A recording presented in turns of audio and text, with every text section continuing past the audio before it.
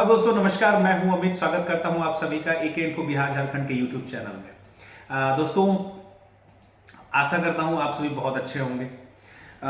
जैसा कि आप लोगों को पता है, मैं रोज हर एक वीडियो में अपनी एक नई नई सॉल्यूशन लेकर आता हूं, और सॉल्यूशन के साथ साथ जब मैं उसी सॉल्यूशन को रिपेयर करता हूं, रिपेयर करने के साथ साथ मैं पूरी डेप्थ नॉलेज देता हूं। प्रॉब्लम कैसे है, कहाँ से हम शुरुआत करेंगे, कैसे उसको बनाएंगे, ये सारी चीज़ें बताता हूँ।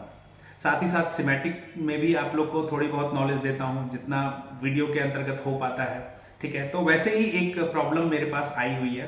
खैर, ये सेट है हमारा Redmi Y2 का, जिसमें प्रॉब्लम है टच की। सेम वही रिटर्न है एक शॉपकीपर के थ्रू, और शॉपकीपर ने इस पर थोड़ा सा काम भी किया हुआ है, तो वो भी मैं आपको बताऊंगा। उसके बारे में भी दिखाऊंगा भी अभी मैं कि क्या काम हुआ है उस पर। और प्रॉब्लम है इसमें कि इसका टच वर्क नहीं कर रहा है। ठीक है, तो टच का सप्लाई जो है उसके बारे में भी नॉलेज दूंगा मैं। तो ज़्यादा बातचीत ना करते हुए सीधे आइए, लेके चलता हूँ मैं आप सभी को बोर्ड पे, क्या काम हुआ है, मुझे क्या करना है, और प्रॉब्लम कैसे सॉल्व की जाएगी, ये सारी चीज़ें देखते हैं। तो आइए बोर्ड पे चलते हैं। तो ये हमारा सेट है, और इसको मैं ऑन करता हूँ। फिलहाल इसका बटन भी टूटा हुआ है। तो जैसा कि हमारे बहुत सारे टेक्नीशियन भाई क्या करते हैं, प्रॉब्लम कुछ और होती है और उसको तो रिपेयर करते नहीं है, साथ ही साथ कुछ और प्रॉब्लम करके उसमें और दे देते हैं। तो प्रॉपर नॉलेज लीजिए और काम कीजिए, मैं तो यही कहूँगा। तो देखिए, जैसा दोस्तों कि यहाँ पर फ़िलहाल सारी चीज़ें हो रही हैं और हमारा टच काम नहीं कर रहा है। ठीक है, ये देखिए, कहीं पे भी कुछ भी टैप करने से कुछ भी नहीं हो रहा है। ठीक है, सब कुछ ब्लैंक। डिस्प्ले सही है, टच सही है, डिस्प्ले सही है, लाइट सही है, बशर्ते जो सही नहीं है वो है हमारा टच। तो ये देखिए, फिर से दिखा देता हूँ, कोई टच नहीं काम कर रहा है। ओके, तो देखिए, ये जो फ़ोन है Y2, इसमें जो टच का पत्ता होता है, वो टच का पत्ता होता है इनसाइड में यहाँ पे। ठीक है, तो इसको ऑलरेडी मैं दूसरा फ़ोल्डर लगा करके चेक कर चुका हूँ। ठीक है, कि हमारा फ़ोल्डर का कोई इशू तो नहीं है, तो उसका कोई प्रॉब्लम नहीं है। जो भी प्रॉब्लम है उसका, वो है हमारे हार्डवेयर से, यानी कि इसके ट्रैक में कोई ना कोई प्रॉब्लम है।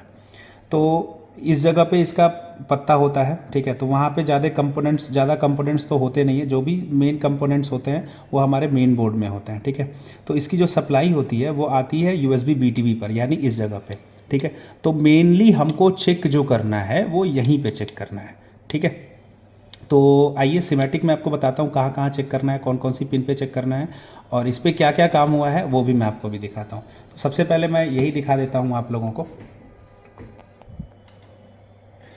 तो देखिए दोस्तों, यहाँ पे ये जो हमारा USB BTB है, तो USB BTB जो है हमारा, वो ये रहा। इसको मैं निकाल के आप लोग को दिखाता हूँ। ये देखिए, तो USB BTB के ये जितने भी पिन्स दिखाई दे रही हैं, इधर इधर इधर इधर, इन्हीं में हमारा टच का सप्लाई है। ठीक है, तो इसमें USB BTB में कौन कौन सी सप्लाई आती है, तो चार्जिंग की भी सप्लाई आती है, DMDP की सप्लाई आती है, मतलब चार्जिंग का प्लस माइनस आता है, चार्जिंग का DMDP आता है, ID आता है। ठीक है, माइक की सप्लाई होती है, रिंगर की सप्लाई होती है, उसी में टच की भी सप्लाई होती है। जैसा कि मैंने बताया कि ये सेट जो है हमारा Redmi Y2 का है, तो Redmi Y2 के सेट में टच में ये डिस्प्ले के फोल्डर में हमारा टच इनबिल्ट नहीं होता है, अलग से टच की सप्लाई होती है। ठीक है, तो जो कि सब बोर्ड में दिया जाता है। ओके, तो अब मैं इसमें दिखाऊं कि काम क्या हुआ है आपका। तो ज़रा सा मैं इसको जूम करता हूं। तो जैसा कि आप सभी यहाँ पे देख सकते हैं, ये देखिए, यहाँ पे केवल जो भी किया गया है सब जंपर के हेल्प से किया गया है। मैं थोड़ा क्लीन करता हूँ। देखिए, जो भी किया गया है सारा का सारा जंपर के हेल्प से किया गया है। तो भाई देखिए, वैसे तो यहाँ रास्ते में रजिस्टर्स लगे होते हैं, बट रजिस्टर का मतलब ये नहीं होता है कि आप वहाँ पे रजिस्टर हटा करके केवल जंपर का यूज़ कर दीजिए। देखिए सब ये यहाँ पे यहाँ पे यहाँ पे यहाँ पे यहाँ पे यहाँ पे सब जगह पे जंपर का यूज़ किया गया।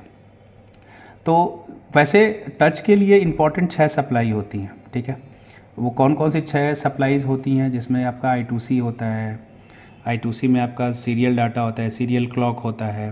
ठीक है, 2.8 वोल्ट की लाइन होती है, कहीं कहीं किसी किसी फ़ोन में 1.8 भी आता है, ठीक है। तो ये लाइंस कौन कौन सी होती है अभी मैं क्लियर कर दे रहा हूँ आप लोग को, ठीक है, सिमेटिक के माध्यम से भी बताऊँगा मैं आप लोग को। तो देखिए यहाँ प्रॉब्लम क्या है कि यहाँ जो है ये रजिस्टर का यूज़ ना करके यहाँ पे किया क्या गया कि जंपर से शॉर्ट किया गया। प्रॉब्लम यही है, यही एक वजह है जिसकी वजह से कि हमारा जो ये टच है वो काम नहीं कर रहा है, ठीक है। तो आइए इसको ज़रा हम सिमेटिक में देखते हैं कि आखिर यहाँ पे जंपर ना लगेगा तो क्या लगेगा, सारी चीज़ें मैं आपको बताऊंगा, आगे वीडियो में बने रहिए।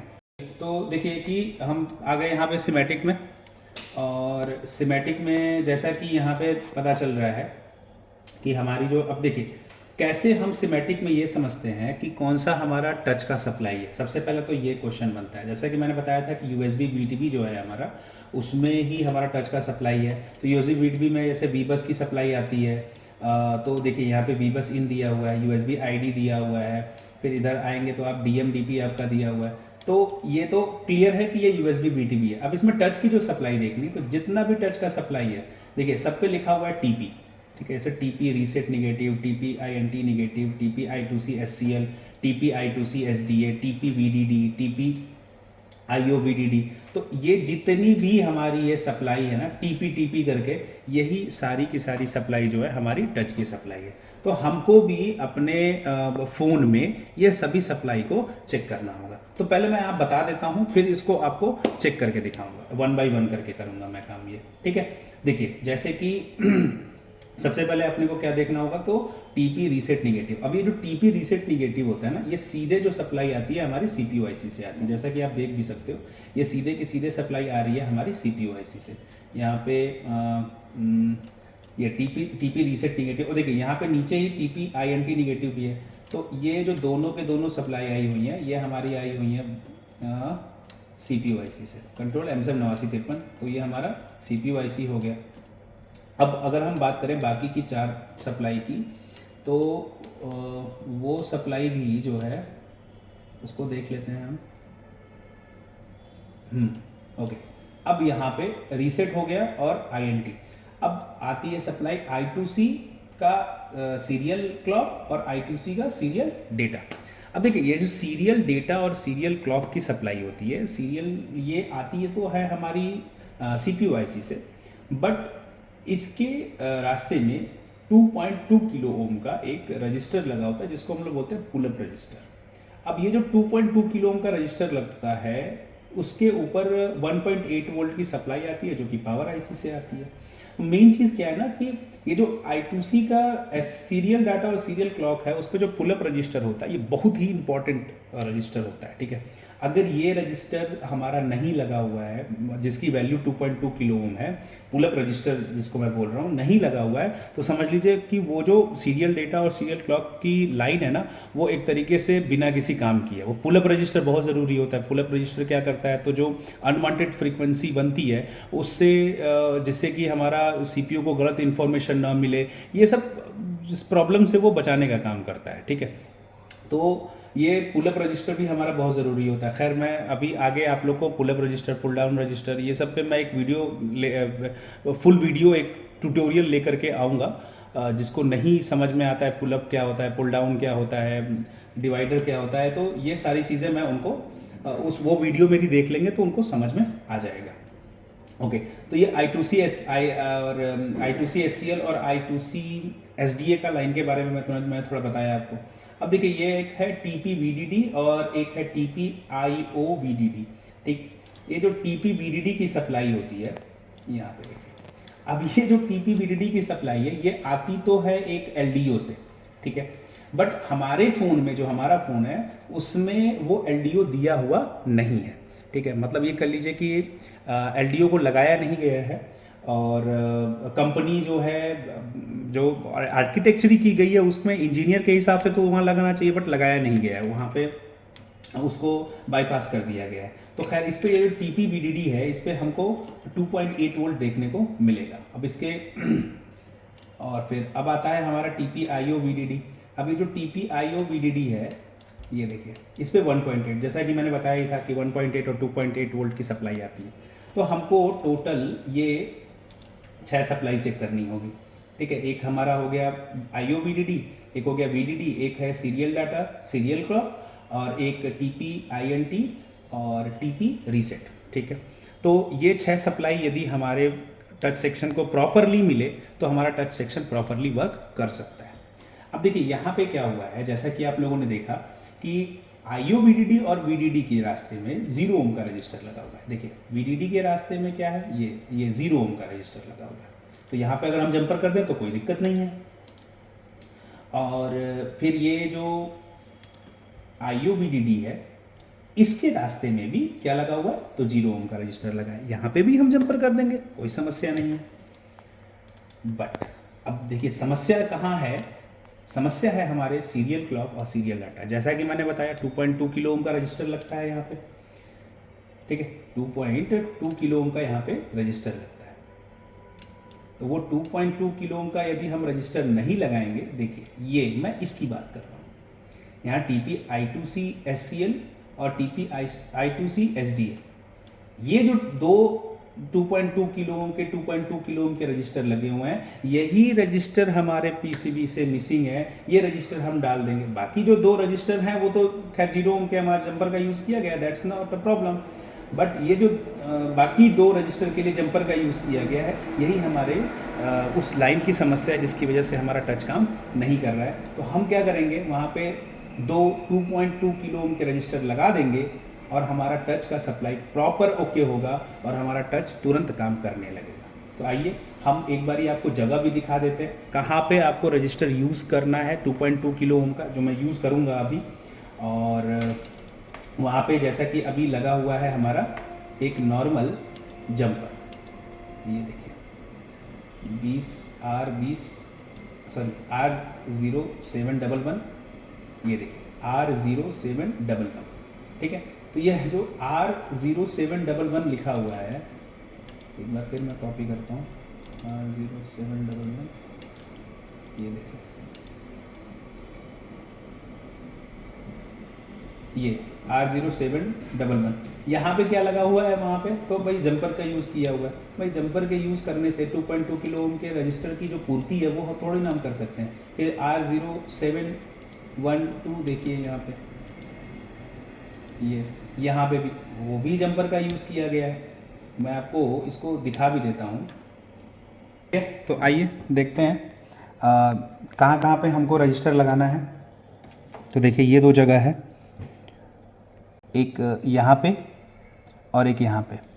इन 2 जगहों पे ही हमारा 2.2 किलो ओम का रजिस्टर लगेगा। बाकी ये जो है हमारी TP IO VDD की लाइन है, तो यहाँ पर 0 ओम का रजिस्टर लगा है, खैर जंपर लगा है, दैट्स ओके। ये VDD की लाइन है, यहाँ पे भी 1.8 वोल्ट की सप्लाई आती है। देखिए यहाँ का जंपर भी क्या है, थोड़ा सा वीक है, खैर निकल गया। यहाँ हम दोबारा से जंपर कर देंगे तो हमारा काम डन हो जाएगा। ठीक है, मोस्ट इम्पॉर्टेंटली क्या करना है हमको, तो यहाँ पे 2.2 किलो ओम के रजिस्टर्स हमको लगाने पड़ेंगे। तो आइए लगाया जाए इसको।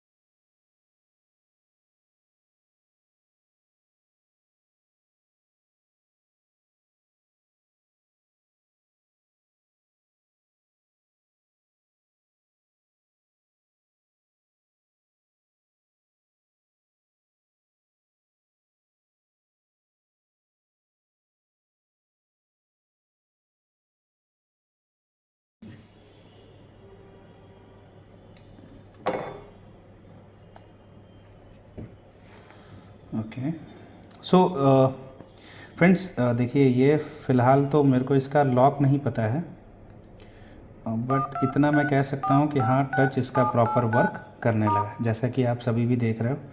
ठीक है, इसका टच प्रॉपर वर्क कर रहा है, सब कुछ सही है, मामला ओके है। सो देखिए काम तो हम सभी करते हैं, बट कुछ लोग क्या करते हैं कि कुछ भी कर देना है। अब रजिस्टर का मतलब अभी ये थोड़ी ना होता है कि हम जो कोई भी रजिस्टर कहीं से भी निकाला उसको जंपर से शॉर्ट कर दीजिए, ठीक है। तो कोई भी रजिस्टर को कहीं से भी शॉर्ट कर दीजिएगा तो उससे यही प्रॉब्लम होगी कि जहाँ बनना भी रहेगा वो भी नहीं बन पाएगा। तो वीडियो अगर अच्छी लगी है तो वीडियो को लाइक कर दीजिए, वीडियो पे कमेंट ज़रूर कीजिएगा, ठीक है। अगर आप लोग कमेंट करते हैं, अच्छा कंटेंट लगता है, आप लोग को कंटेंट लगता है, कमेंट करते हो आप लोग, तो मुझे भी नेक्स्ट वीडियो बनाने में अच्छा फील होता है। और मेन चीज़ है कि अगर आपको चाहते हो कि सीखना डेप्थ नॉलेज लेना चाहते हो तो मैं ये रेकमेंड करूँगा, ज़रूर आइए आप AK इन्फो। बिना नॉलेज के देखिए बहुत बड़ी भीड़ है, बिना नॉलेज के हज़ारों लोग घूम रहे हैं, आप भी उसी भीड़ का हिस्सा रहेंगे। यदि आपको भीड़ में अपने आप की पहचान करानी है तो ज़रूर सीखिए, आप नॉलेज लीजिए, नॉलेज लेकर के काम कीजिए। काम इतना पड़ा हुआ है कि आप करते करते थक जाओगे। ऐसे भी बहुत सारे ऐसे टेक्नीशियन हैं जो कि अपना काम वापस कर देते हैं या अपने किसी बड़े टेक्नीशियन से काम करवाते हैं जिनके पास नॉलेज होती है। तो आप भी वही बनिए, बड़ा टेक्नीशियन बनना है आपको, चाहते हैं कि हर एक आपके शॉप से फ़ोन आए और वो वापस ना जाए, बन के ही जाए, तो ज़रूर ज्वाइन कीजिए।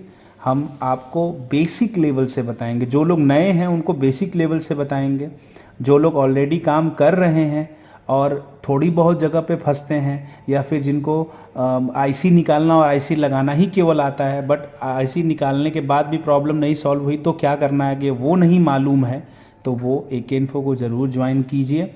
फ़िलहाल तब तक के लिए बस इतना ही। नमस्कार, जय हिंद।